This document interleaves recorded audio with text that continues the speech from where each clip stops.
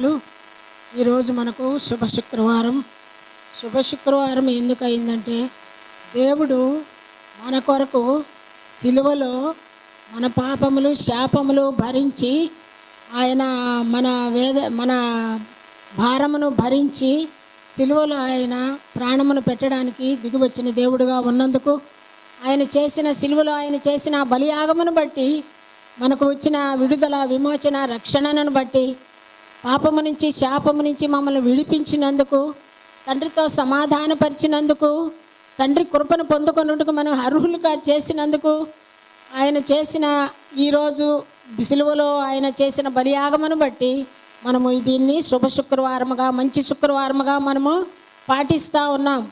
మరి దేవుడు మనల్ని ఎంతో ప్రేమించాడు. ఎంతకంటే తన ప్రాణం ఇచ్చినంతగా ప్రేమించాడు. ఆయన ప్రేమ అగాపే ప్రేమ, శాశ్వతమైన ప్రేమ, ఎన్నడూ మారని ప్రేమ. మనుషుల ప్రేమ అయితే మారుతుంది కానీ ఆయన ప్రేమ మారదు.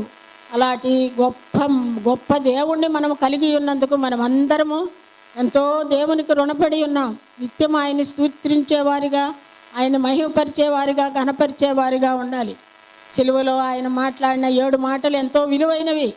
అవి మనకు మార్గదర్శకములు, మన జీవితాన్ని సరిచేసే మాటలు, మనల్ని పరలోక రాజ్యమునకు చేర్చడానికి శక్తి కలిగిన మాటలు అవి. వాటిని మనము అనుసరించి మనము వాటికి గౌరవం ఇచ్చి మనం ఆ మార్గంలో నడవగలిగిన శక్తిని పొందుకున్నట్లు పరిశుద్ధ ఆత్మ దేవుని సహాయం పొందుకుందాం. ఈ లోకంలో జీవించడం ఎంతో భయంకరమైన జీవితము, ఎంతో భయంకరంగా ఉంది ఈ లోకము. ఇటువంటి లోకములో మనల్ని దేవుడు ఉంచి ఆయన శక్తిని మనకిచ్చి లోకాన్ని జయించే శక్తిని మనకిచ్చాడు. దాన్ని మనము వినియోగించుకుందాం.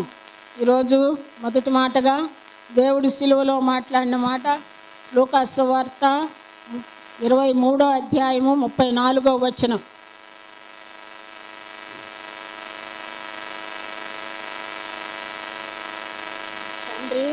తండ్రి వీరేమి చేయుచున్నారో వీరు ఎరుగరు కనుక వీరిని క్షమించుము అంటున్నాడు.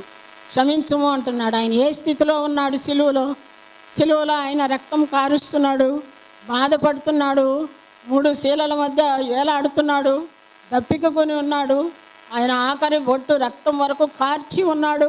అటువంటి సమయంలో కూడా ఆయనని హింసించిన వారిని, ఆయన్ని అవమానించిన వారిని, ఆయన ముఖం మీద ఉమ్ము వేసిన వారిని క్షమించమని అడుగగలిగే అంత శక్తిమంతుడు ఆయన, అంత ప్రేమామయుడు.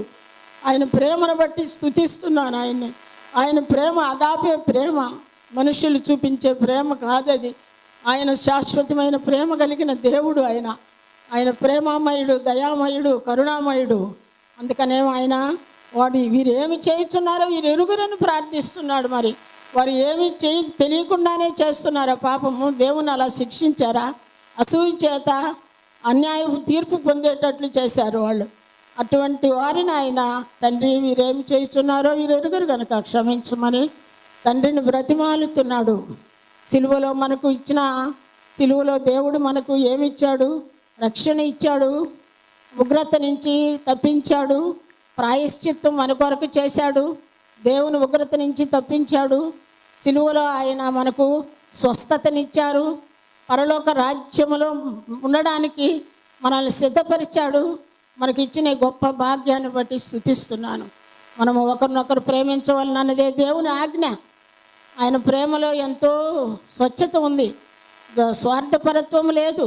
మనం ఏమీ ఆయన కొరకు చెల్లించకుండానే ఆయన మన కొరకు ప్రాణం పెట్టాడు. అటువంటి దేవుని మనం కలిగి ఉన్నందుకు మనం ఎంతో ధన్యులము. ఆ సిలువలో ఆయన పడిన వేదన, బాధ, దాహము, ఆయన మాట్లాడిన విలువైన మొదటి మాట మనము ధ్యానించుకున్నాము. ఆయనను హింసించిన వారిని, దూషించిన వారిని, అవమానించిన వారిని గురించి తండ్రికి ప్రార్థన చేస్తున్నాను, వారిని క్షమించమని. ఆయన ప్రేమ ఎడల ఎంత గొప్పది! ఆయన ప్రేమ ఆయన సమస్తాన్ని తాళుకుంటుంది. మనము ప్రేమ ఎలాంటిదని ఆత్మ ఫలములో ఒక ప్రేమ ఒకటి, క్షమించే గుణము ఒకటి, 2 ఉన్నాయి. మనం ఆత్మ ఫలములు కలిగి ఉండాలి. ప్రేమ ఎంతో గొప్పది. ప్రేమ చూపించాలంటే అది సాధ్యమయ్యే పని కాదు. మన శత్రువుల్ని ప్రేమించడము చాలా భయంకరమైన విషయం. అది ఎంతో క్షమాపణ కావాలి. మనం ఇతరులను క్షమించగలగాలి. అప్పుడే మనము ఆయన బిడ్డలుగా, ఆయన సాక్షులుగా ఈ లోకములో జీవించగలము. ఆయన మన కొరకు అప్పుడే కాదు, సిలువలోనే కాదు ఆయన ప్రార్థించింది, ఇప్పటికీ ఆయన మన కొరకు ప్రార్థిస్తున్నారు. ఆయన తండ్రి కుడిపార్శ్వంలో చేరి మనకు విజ్ఞాపన చేస్తున్నారు. తండ్రి వీరికేమి తెలియదు, ఈయన క్షమించండి అని మన కొరకు ఆయన విజ్ఞాపన చేస్తున్నారు. అంత ప్రేమ కలిగిన దేవుడు ఆయన మార్గంలో నడిచి ఆయన సిలువని నిత్యము మనము ధ్యానించాలి, ప్రతిరోజు ధ్యానించాలి. ఆయన సిలువలో పలికిన మాటలు మనం ధ్యానించాలి, మనం బలపరచబడాలి, మనము సిద్ధపడాలి. ఆయన ప్రేమను మనము ఇతరులకు పంచాలి. అప్పుడే మనము ఆయన బిడ్డలని అందరూ గ్రహించగలరు. అలాంటి ప్రేమ మనలో ఉండాలని కోరుకుంటా ఉన్నాను. ఇంకా ఆయన చేసిన కార్యములు బట్టి మనం ఏమి చేయాలంటే నేర్చుకున్నామంటే, శ్రమలో కూడా మనం ప్రార్థించాలని నేర్చుకున్నాం. మనం శ్రమలు వచ్చినప్పుడు కృంగిపోకుండా ఆయన వైపు చూసి ప్రార్థించినప్పుడు ఆయన మనకు సహాయపడే దేవుడుగా ఉన్నాడు. మనల్ని హింసించే వారిని మనము క్షమించాలని పరలోక ప్రార్థనలో కూడా ఆయన మనకు నేర్పించారు. మనల్ని హింసించిన వారిని మనము క్షమిస్తే ఆయన మన పాపములను మన నుంచి క్షమిస్తానని చెప్పాడు. అటువంటి మాటలన్నీ మనం జ్ఞాపకం చేసుకొని మనము క్షమాపణ కలిగి ఇతరులను క్షమించే బిడ్డలుగా ఉండాలి. అందుకే దేవుణ్ణి ఆయన ఎందుకు ప్రార్థించాడు? ఆయన క్షమించలేడా? ఈ లోకంలో ఉన్నప్పుడు ఎంతోమందిని క్షమించాడు కదా. ఆయన ఎవరు పాపాత్మురాలైన స్త్రీని క్షమించాడు కదా. నీ పాపములు క్షమించమని, నీకు పాపం చెయ్యకు అని చెప్పాడు కదా. మరి పక్షవాయువు గల ఆయనకి కూడా క్షమించాడు కదా. అయ్యా నీ పాపములు క్షమించబడి పరుపెత్తుకున్నాడు అన్నాడు కదా. మరి ఇప్పుడు ఎందుకు తండ్రిని అడుగుతున్నాడు? ఆయన క్షమించవచ్చు కదా. కానీ ఆయన మన కొరకు ఆయన దైవత్వాన్ని పోగొట్టుకున్నాడు, ఆయన పరిశుద్ధ ఆత్మ సహాయాన్ని పోగొట్టుకున్నాడు. అప్పుడు ఆయనకు అర్హత లేదు, అర్హత లేకుండా క్షమించే అర్హతను పోగొట్టుకున్నాడు. అందుకనే ఆయన దేవుణ్ణి అడుగుతున్నాడు, తండ్రిని అడుగుతున్నాడు, వీరిని క్షమించు తండ్రి అని. అంతటి గొప్ప దేవుడు ఆయన సిలువలో చేసిన గొప్ప కార్యాన్ని బట్టి నేను స్తుతిస్తున్నాను. మనము పాపములో ఉన్నప్పటికీ ఆయన దగ్గరకు వచ్చినప్పుడు ఆయన త్రోసివేసే దేవుడు కాదు. ప్రేమామయుడు, దయామయుడు, కరుణామయుడు, శాశ్వతమైన ప్రేమతో ప్రేమిస్తాడు. ఒకరోజు ప్రేమించి ఒకరోజు ప్రేమించకుండా ఉండడు. నువ్వు ఎట్టి స్థితిలో ఉన్నా ఆయన ప్రేమిస్తాడు. అందుకని ఆయన పాద సన్నిధికి వచ్చి మనము నిత్యము ఆయన్ని రోజాడుకోవడం, ప్రార్థించడం, ప్రార్థనతో ఆయనతో సహవాసము కలిగి ఉండడం, ఆయన చెప్పిన మాటలను మనం పాటించడం, నిత్య జీవానికై మనం సిద్ధపడాలి. ఆయన మార్గంలో నడవగలిగిన శక్తిని, పరిశుద్ధాత్మ శక్తిని కోరుకోవాలి. మనము నిత్యము పరిశుద్ధాత్మలో ఉంటే మనం ఏ కార్యమైనా చేయగలము. అటువంటి జ్ఞానము మనకు అనుగ్రహించమని దేవుణ్ణి అడుగుదాం. ఇంకా ఆయన ఇప్పుడు ఎందుకు, అందుకని ఆనాడు ఆయన చెప్పిన చేసిన మత్తయి 5:24లో మిమ్మును దూషించిన వారిని కొరకు ప్రార్థించండి, మిమ్మల్ని హింసించి వారి కొరకు ప్రార్థించండి. ఆయన ఇక్కడ లోకంలో ఉన్నప్పుడే చెప్పాడు, మనల్ని క్షమించే గుణం మీరు కలిగి ఉండాలని చెప్పాడు. ఆయన సిలువలో అదే గుణాన్ని ఆయన బయలుపరుచుకున్నాడు. దేవత్వాన్ని పోగొట్టుకున్నాడు.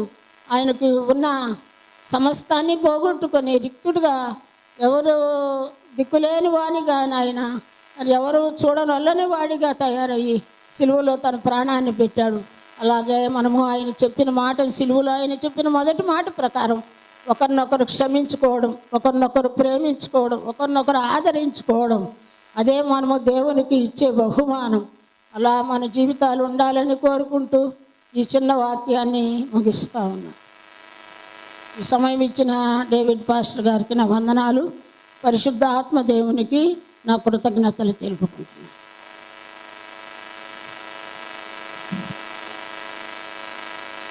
స్తోత్రము నాయన, పరిశుద్ధుడా, ఇంతవరకు మీరు మాతో మాట్లాడినందుకు స్తోత్రములు.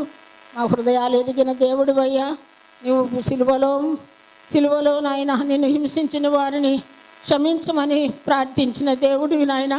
అటువంటి హృదయము మాకు అనుగ్రహించమని వేడుకుంటున్నాను నాయన. నీకు స్తోత్రములు. బిడ్డలుగా చేసుకున్నావు. నీవు సిలువలో బలియాగముగా నీ ప్రాణాన్ని పెట్టి మా కొరకు నాయన మమ్మల్ని పరలోక రాజ్యములో ఉంచాలని, తండ్రితో సహవాసము కలిగి ఉండాలని, నీ బిడ్డలుగా ఈ లోకములో జీవించాలని నువ్వు ఎంతో ఆశించి మా కొరకు అంత శిక్ష అనుభవించావు తండ్రి, నీకు స్తోత్రములు.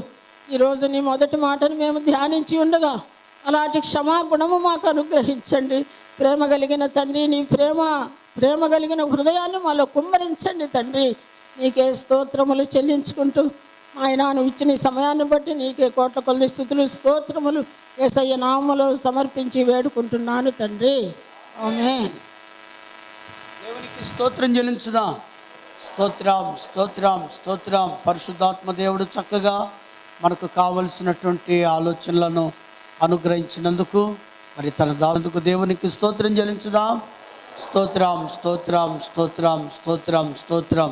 ఇప్పుడు మనకు అనుగ్రహించి క్రీస్తును పోలినటువంటి మనసును దేవుడు మనకి ఇచ్చినట్లుగా స్తోత్రం చెల్లించుదాం. స్తోత్రం స్తోత్రం స్తోత్రం.